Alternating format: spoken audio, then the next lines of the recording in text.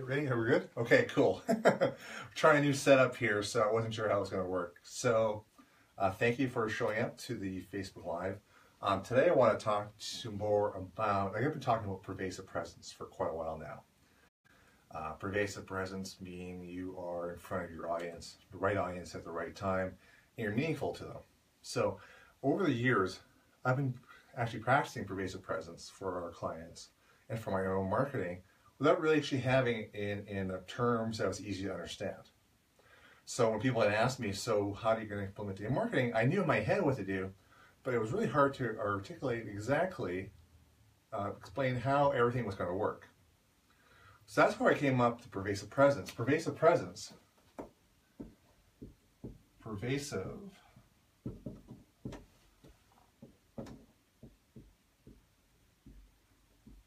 Well, this whiteboard's a little floppy here, but I hope this works.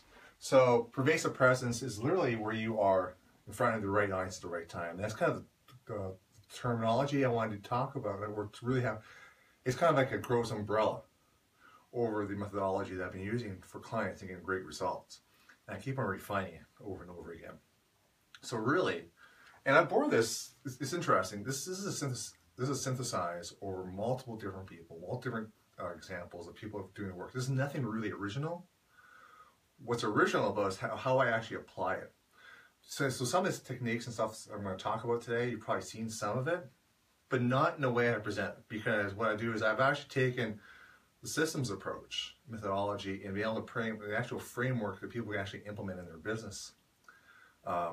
So literally what it is, and I'm going to cover it from first of all from fundamentals and how I explain it to businesses, and then you're going to see how it overall works together. So I've actually come up with a 3-gear system. So first gear, okay, first gear is literally the foundation. It sets the foundation for any kind of marketing.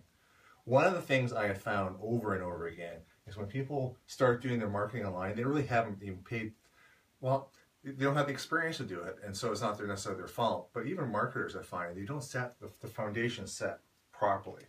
I call this first gear. And literally what first gear includes is the website, local SEO or long tail SEO, and Google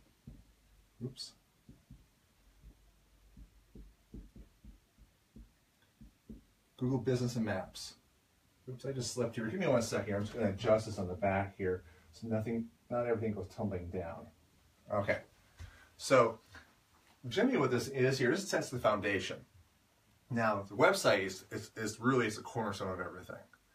The website, what it does, it represents your brand, it's what you own. It's something that you actually control. You don't have to worry about being shut down. For instance, just recently, Twitter put down a wave of shutdowns of Twitter, people had Twitter platforms over the past week. Huge shutdown. Okay, I've seen it happen to Facebook. I've seen it happen to Instagram. People just literally have their accounts shut down overnight. And sometimes you can't even recover them. Most of the time you can't even recover them. So you're stuck. Now imagine that if your entire marketing platforms are relying on that. So ideally, not even ideally, fundamentally, you have to have a website. Now, not just any website. And it can just be a landing page. It could be enough. It's all you need for your business potentially. But there's some key elements you need to take care of. You need to address within that first frame, everything above the fold, like before you scroll down, both on mobile devices and on desktop. You need to really have 3 things.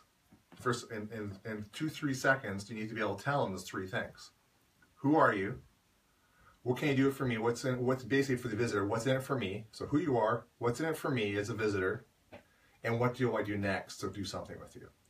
If they can't figure that out in 2-3 seconds, including the load time of your website, you've lost them. Okay? And that's where most people fail. They're trying to get all this information all at once. They're basically vomiting onto their website. It makes it really super confusing, and the user doesn't know what to do. Okay, and that's going to be key. And then we're going to talk about that a little bit later here, but that same principle I use for pretty much every one of your digital assets. And it's one of the first things I do. I look at it when I work with a client. First thing we look at is your digital assets. Does it pass the 2-3 second test? If not, that's the first thing you need to address before you do any kind of marketing, because you're going to lose a lot of rebound.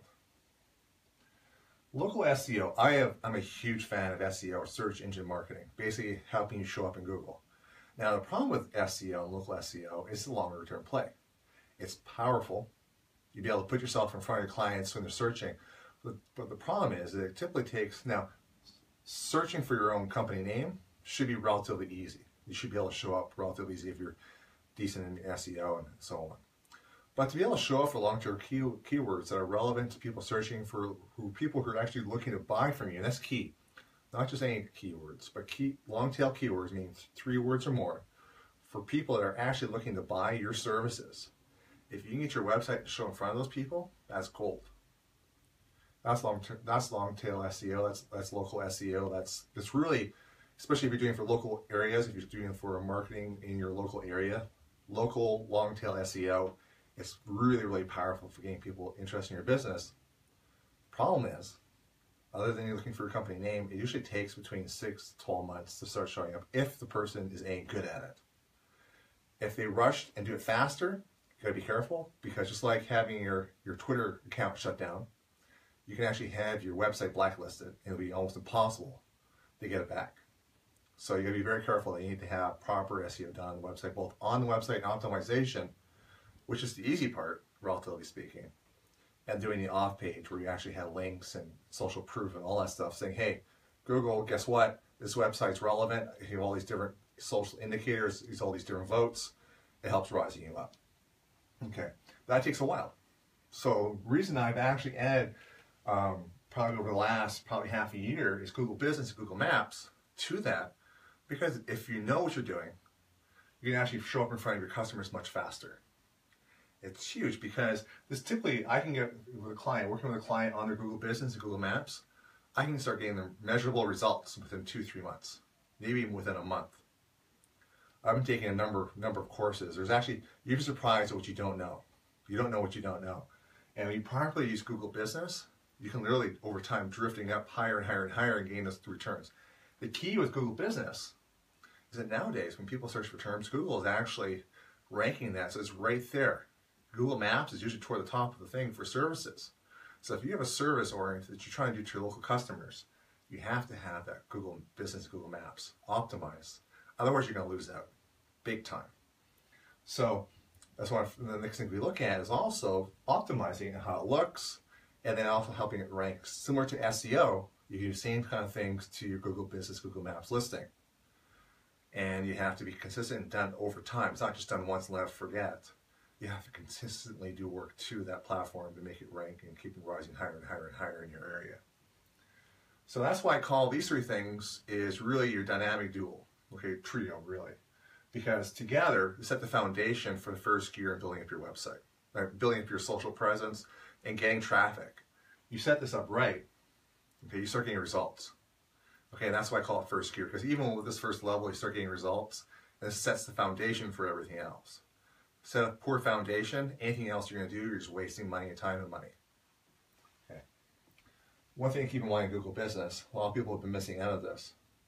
Google actually created this as probably about 5 or so years ago as a stopgap, because when people started doing mobile, what happened, they saw a lot of bounce back. And again, fundamentally, I explained Google is you're trying to do anything with Google, you're trying to rank in Google, you think about Google's number one thing they're trying to do. They're trying to end search. What I mean by that is they're trying to prevent people, as soon as they click on a search result, they want the search to end there. They don't want people to exit out of the engine and search for something different and back into the search results, because that shows that they're not hitting the targets that they want. And if people aren't getting the results they want, they may look at other sources. So that's why Google's number one thing is to end search. About 5 years ago, what happened is that they noticed there was a big bounce back. That's because more and more people are going on mobile devices. And so they created Google Business, Google My Business, as a stopgap to do that, because it was more mobile friendly.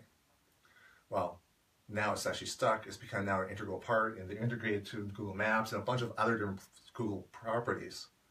So it becomes essential to set it up properly. In fact, optimizing your Google Business could be key too as people get more and more voice activated, like you have Siri on your Apple or Alexa, or any of those mobile, those voice activated apps are becoming more and more popular. I think in the next 2 years it could be probably going to dominate the market.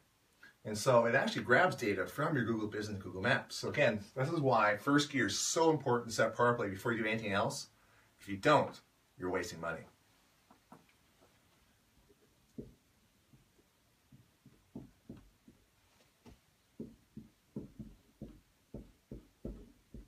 Okay, second gear, okay? You can tell here that I like the gear because I'm an engineer, so I like to think things in basic kind of terms. So shifting to second gear, okay, now you have the foundations in place, you're moving. Second gear for me is AdWords. Okay, so you may have found that some people have very poor experience with AdWords. That's because they haven't set the foundation right. In fact, if you set the foundation right, your ad spend is going to be much less than AdWords for the same results. Okay?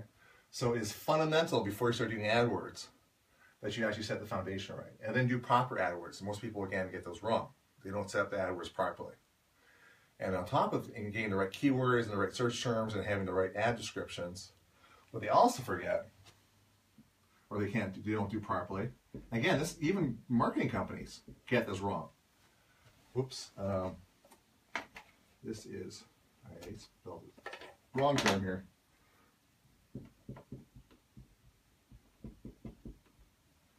Retargeting. Retargeting is huge. Now, let me explain what retargeting is. You go visit, say you're shopping for a TV. The next thing you know, for the next week, you see ads everywhere showing that, hey, buy this TV. You see TV ads everywhere. That's retargeting because now you've visited their website, they've basically marked you, and they're going to start throwing ads because they're relevant. The reason the retargeting is so important, it's been found in general, overall, again, it depends on the industry and the niche, but in general, it takes 7 to 10 exposures for someone who's interested in buying for them to pull the trigger. Think about yourself. This is the TV analogy.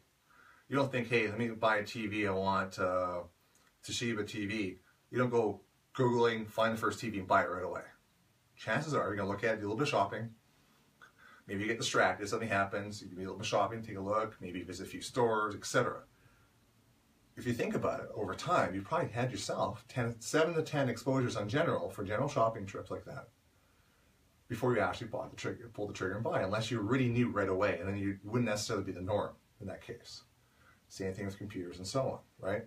So it literally takes 7 to 10 exposures. It's been shown that roughly, if you're lucky, 2% of people who are in the market to buy in that first time they have the first exposure. That's why retargeting is key, okay? So in order to get your AdWords and everything else you're doing effective, you put into retargeting, and literally it can be a lot more platforms, a lot cheaper to have the retargeting ads on those people that show their interest than trying to do it to cold traffic. Cold traffic means people who don't know you and don't know very much about you yet. So now what you have, first and second gear in place. You've set a really good foundation. You have paid traffic going really fast to your website. First of all, you had the local SEO, which is long-term, 6 to 12 months out. Google My Business, several months out. AdWords, probably within a month you can have it optimized if done properly. And your retargeting probably kicks in depending on how much your ad spend is and how much traffic it is. Within a month, you're probably showing retargeting ads. Okay? So that's how quickly you can start ratcheting things up or switching things up. Third gear, social media marketing. Okay. The big buzzword now is social media marketing. The problem is that most people jump to social media marketing before they actually get the fundamentals in place. They haven't set the website part, but they haven't started doing the SEO or long term, take advantage of that traffic you're driving and help drive their SEO results faster. They haven't set their Google business. So they're driving people are searching for their business, they find they have a crappy listing on Google My Business, and they're just going to bounce in any way to that traffic in that time. Okay? So social media marketing is key in building up that longer term awareness. You're going to get some short term results from this, but again, this is more of a longer term play. But it's key because you have that social proof, that social presence, and you're building up your overall following. But again, if you're not doing social media retargeting like on, say, Facebook, you're missing out. You're missing out on a huge amount of money. You're leaving you're basically giving, you're spending probably at least twice as much than you have to if you do retargeting right. Okay? So first, second, third year. Those are the fundamentals. That's how I explain it to businesses when they start saying, okay, what do we need to do for business? First of all, I make sure in first year they have everything they need done in place. Okay? So that's that foundation. Okay? Now let's take things from another angle. Before I do that, let me just see how things are going here on the responses. Okay, looks like we are doing pretty good here. Okay, so that's the fundamentals right there. Let us take this off.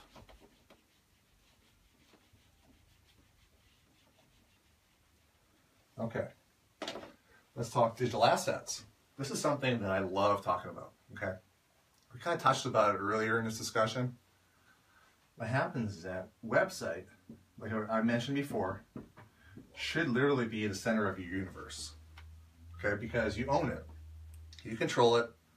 People aren't going to shut you down if it's a paid source, like if you do self-hosting or something like that. Okay, so that's your platform. And I don't recommend blog networks for that, okay? Not for your primary social website, excuse me. Because they can shut you down too. You can violate terms and conditions, it can go away and so on. I wouldn't use Squarespace for that because, again, same thing. Squarespace, who knows what can happen tomorrow. Sure, it's a big company, but do you really want to have someone who, on a network like that, if it gets sold or something happens to the corporation and then suddenly it's changed and nothing you can do about it and you're tied to that source? Instead, you want to have an independent website, independent of any kind of network. Okay, because then you know you own it, you have control of it. Let me grab a drink of that on that note. Okay, so that's the center of the universe. Now, one of the things I'm not going to talk about in detail here, but knowing your target audience is key to all this stuff, making it work. Let's say you've already done that exercise. Should have been the number one exercise you've done. From there, you should think about, okay, where is a target audience most likely to be on social media? For me, it has been Facebook is my favorite because I like the communications on it. I like the platform. I like the retargeting and ad platform. Eventually, this may move to LinkedIn for me because it depends how things are going with Facebook. Because ad costs are going higher and higher and higher, and I really love the platform for LinkedIn. But for now, Facebook is my primary social media platform. Okay. And so what happens is that any traffic I do on Facebook, I try to send it to my website, and my website I send it to Facebook. Okay. So I create this little nucleus of flow of traffic. Any other digital assets, whether it be Twitter, YouTube, could be LinkedIn like I told you about, Instagram, could be another website number 2, okay, as an examples. Let me switch the colors here. Traffic you should do, like for instance on Instagram. Instagram, you only allowed to have one link in the bio. You want to send that to your primary digital asset. No, that didn't work. This is supposed to be a brand new marker and it's not doing anything. Ooh. Let's use green. So here, that's kind of sucky too. These are brand new markers. I was hoping this would get a little better than this. At least the black worked good. So Instagram, you want to send it to your website. Maybe to your primary social media, but most likely I like to send it to my website on a particular landing page. Usually a capture page, but a good landing page works too, with retargeting. The website, I want to send it to my website, primary website, and to my primary social media. LinkedIn, I want to send it to Facebook and website. And this is anywhere you ask for a link. So for instance, if you're posting a blog post, obviously it's going to send it to your website. You can also promote Facebook events from LinkedIn. Some people like to stay on social media, so I always like to offer both choices, alternate between them. Twitter goes to, again, Facebook or to the primary website, and same thing with YouTube. You will very rarely see me link from Twitter to YouTube. Very rarely, because I want to keep them in this flow and creating it. Overall, you can see here it's like a giant net on the internet, right? Like, excuse the pun. No, that was on purpose. Okay, so So you can imagine as you're adding digital assets to this, which you want to do. For instance, I also have ClickFunnels. Same thing. I'll link that to the website. Any kind of marketing funnel, right? ClickFunnels, marketing funnel. I'll also drive that traffic to Facebook in the follow-up emails or on some of the landing pages or some of the follow-up pages, right? So overall, you can imagine as you're building digital assets, you're going to keep on doing that. Speaking of digital assets, we talked about Google Business, right? AdWords. Anything else you can imagine driving traffic. Google Business driving traffic to the website.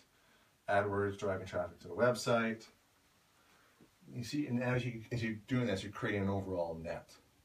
Okay?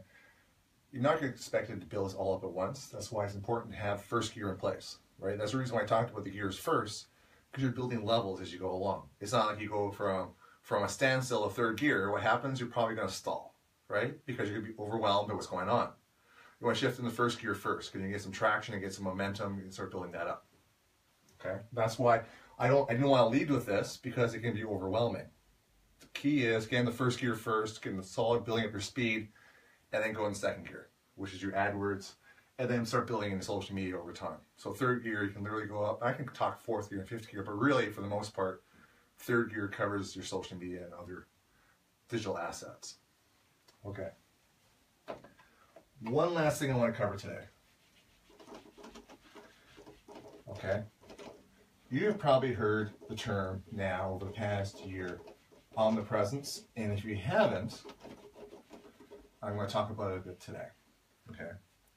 What I mean by omnipresent, I mean by being there everywhere. Right? Literally being everywhere is omnipresent. But if you're omnipresent like a mosquito, someone's going to either think you're too annoying and they're going to swat you away. Right? So you don't want to be omnipresent. Someone doesn't want you around.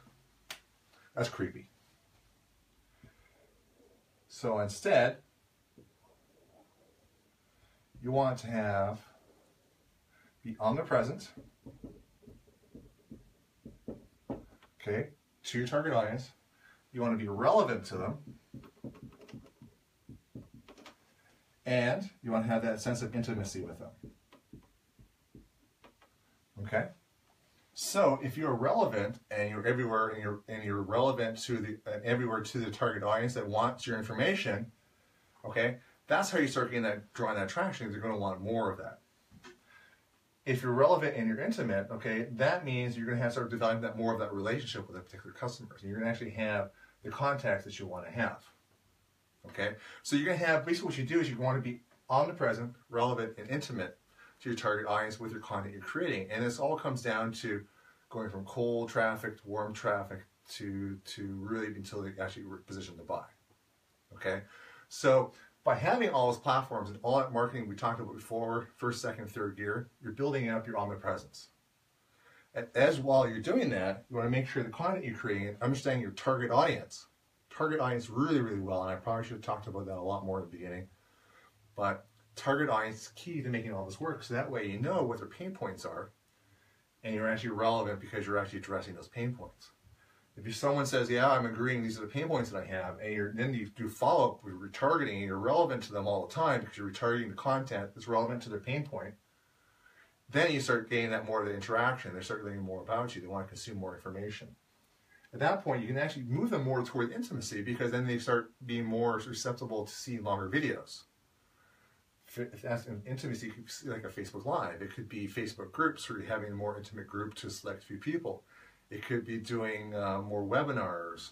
It could be even chatting on Facebook or phone calls or conferences, that kind of thing. That's where you start building the intimacy. But they're not going to be wanting to draw into that intimacy as quickly until you actually show that, hey, you're relevant. Then you start being more omnipresent. They start learning more about you, and they want to learn more. And then by the time you start getting to this phase here, then you can start getting some more results, and you start getting the ideal customers in front of you. Okay? So I covered a lot today. I can cover all this stuff, this topic a lot more. I can cover the target market and so on. A lot of it's covered in the blog that we have, r.mike.marko.com. And if you want to learn how you can work with us, go to imconsultantservices.com. That's I-am. Here, let me write it out here. Even though you're on the Facebook page, you should be able to get to the link right away. imconsultantservices.com. Or just since you're on the Facebook page, you might be on the Facebook page or on, I'm going to be putting this on the YouTube channel too probably. If you go there and just communicate, you can actually send a direct message to me. And I'll be more than happy to answer any questions and how we can start implementing this for you. And we'll start again, we'll talk about first gear, seeing where you are in first gear if you're ready to start moving on second gear and third gear. Okay? Thank you very much. I really enjoyed doing this and have an amazing day. Bye-bye.